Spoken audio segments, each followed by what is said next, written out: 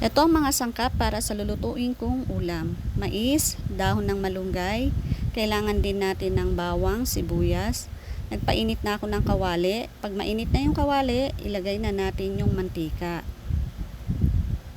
Sunod naman, ilagay natin yung sibuyas.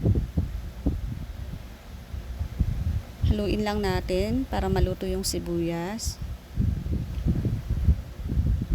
Ngayon naman, ilagay natin yung ating bawang. Haluin din natin para maluto yung bawang. Ngayon naman, ilagay natin yung mais o yung butil ng mais. Igisa rin natin.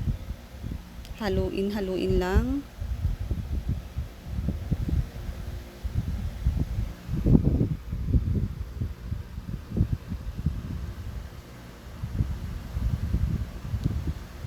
Ngayon naman, maglalagay tayo ng tubig. Haluin lang din natin. Pag kulang po sa tubig, pwede po tayo maglagay or mag-add ng tubig. Yan, magdadagdag ako ng tubig dahil kulang.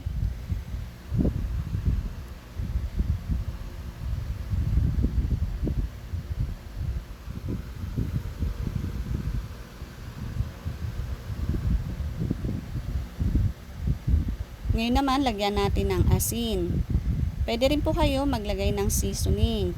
Kung gusto nyo ng betchin, magic sarap, optional po kung gusto nyo po. Ngayon, lagay natin yung dahon ng malunggay.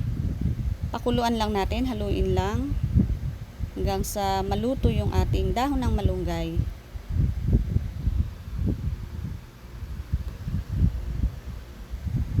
Ngayon naman, luto na yung ating malunggay at mais. Patay na natin yung ating kalan. Ito na po yung aking niluto, mais with malunggay.